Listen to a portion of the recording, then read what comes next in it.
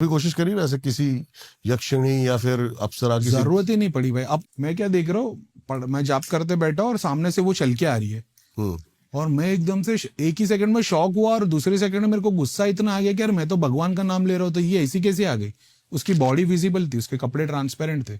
Okay. हाँ, उसके बाद तो जब भी कोई ऐसी आए उल्टे सीधे कपड़े, योगिनी अप्सरा टाइप, मैं सीधा ही बोलने माता प्रणाम, सीधा साड़ी पूरे कपड़े पे आ जाती थी।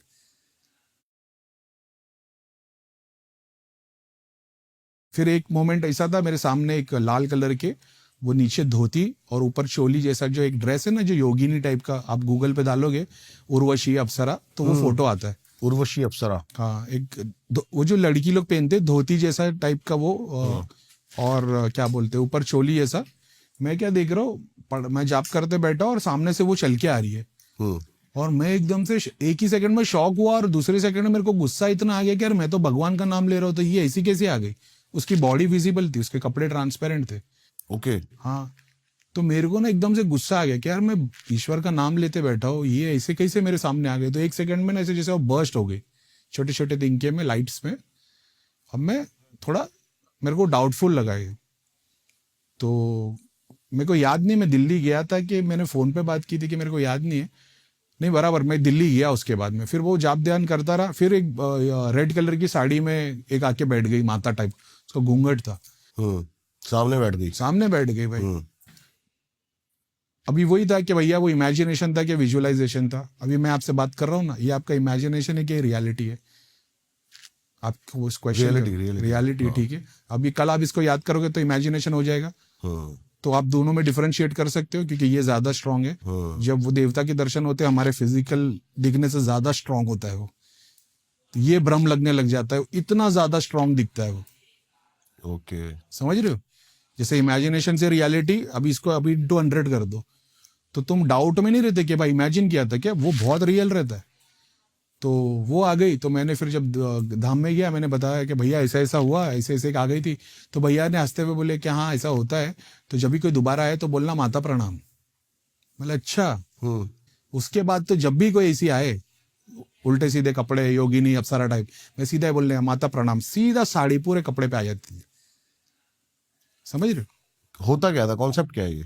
कॉन्सेप्ट है, जब तुम जाप करना चालू करते हो, तुम्हारा ऑरा इतना स्ट्रांग हो जाता है, आपको डिस्टर्ब करने की कोशिश करी जाती है? नहीं, अट्रैक्शन से आ जाते हैं भाई। तुम दिन में 10 घंटा जाप कर रहे हो, पूरी सोसाइटी में सबके घर पे मंदिर है, शक्ति है, धागा है, ताबीज है, यंत्र है।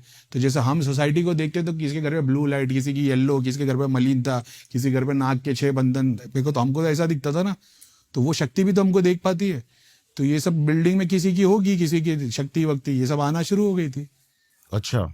आप जब जाप अपना तपोबल जब बना, ये भी किसी ने मेरे को बताया, मैंने तो यूज नहीं करता था, कमेंट में किसने डाला था, मैं अक्सर बोलता था मैं लोगों के लिए जाप करता था, उससे मेरे को चीजें मिली।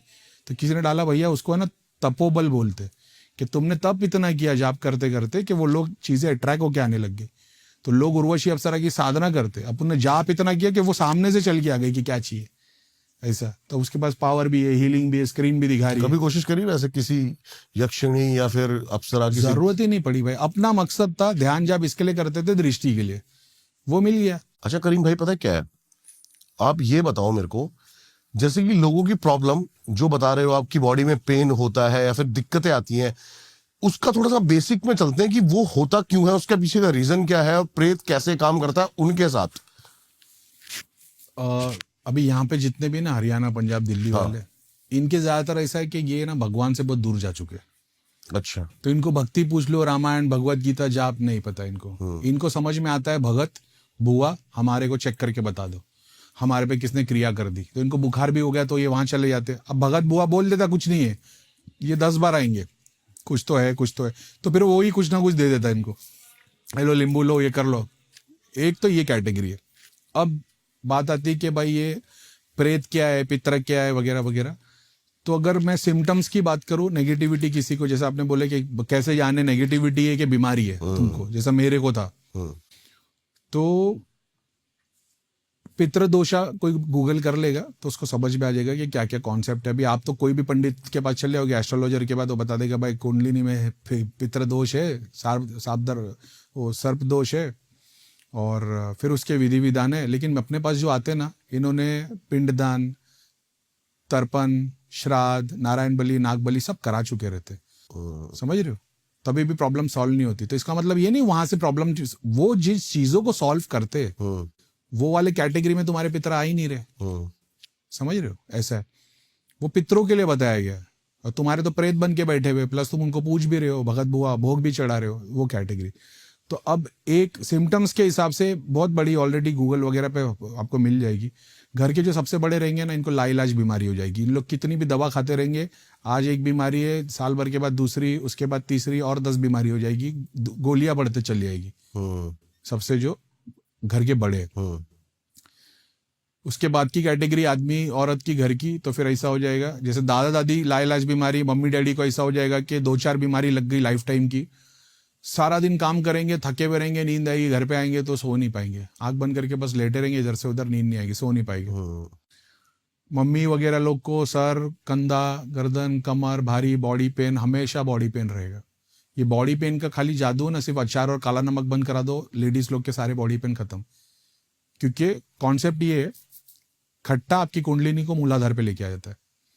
कुंडलिनी मूलाधार पे आ गई, तुम्हारे एंसेस्टर्स भूखे हैं क्योंकि तुमने उनका रिचुअल्स फॉलो नहीं किया, तुम्हारे शरीर से खाना शुरू करते तो तुमको दर्द होता है। ओके, ऐसा है, साइंटिफिकल भी है, और हमारा पितर वाला जो बताया गया है पुराणों में वो भी है। उसके बाद जो यंगस्टर रहेंगे वो एडिक्टेड हो जाएंगे, या तो पॉर्न से, अल्कोहल से, लड़कियों से, गैम्बलिंग, ट्रेडिंग, एडिक्शन आ जाएगा। जो लड़कियां रहेगी, नाभि के नीचे दुखना, शरीर पे दबाव पड़ना, सोएगी तो उसको लगेगा पूरा शरीर दब रहा है, कोई गला घोट रहा है, सांस लेने नहीं हो रहा है। ये वो कैटेगरी है जिनके घर पे एंसेस्टर्स की फोटो लगी हुई है, ठीक है, पितरों की जिनके घर पे फोटो लगी हुई रहती है ना, उनके घर में यही हाल रहेगा। ओके, अब वो भोग चढ़ा रहे अगर डेली, तो और तकलीफ में आ जाएगी। अब मटेरियल बेनिफिट के लिए वो चढ़ाते, तो मटेरियल बेनिफिट जो सिद्धियां देती है मोक्ष वाली नहीं है।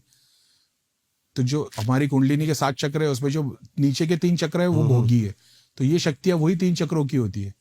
तो ये वहीं आपके भी शरीर में वहीं पे बैठेगी, तो वहीं पे प्रॉब्लम देगी, ऐसा है। तो आप जितना उसको भोग दोगे, क्योंकि वो भोग पे जीती है, वो जाप और हवन पे नहीं जीती है, वो भोगी शक्ति है, भोग पे जीती है। तो आप भोग भी दे रहे हो, और वो वहां से और आपकी बॉडी से तन मन धन का भोग लेते। तो तन का भी भोग लेंगे, मन का भी भोग लेंगे, धन का भी भोग लेंगे। शक्ति है, क्योंकि उनका मकसद ही वही है कि आप भोग दो, हम तुम्हारा काम करके दे देंगे।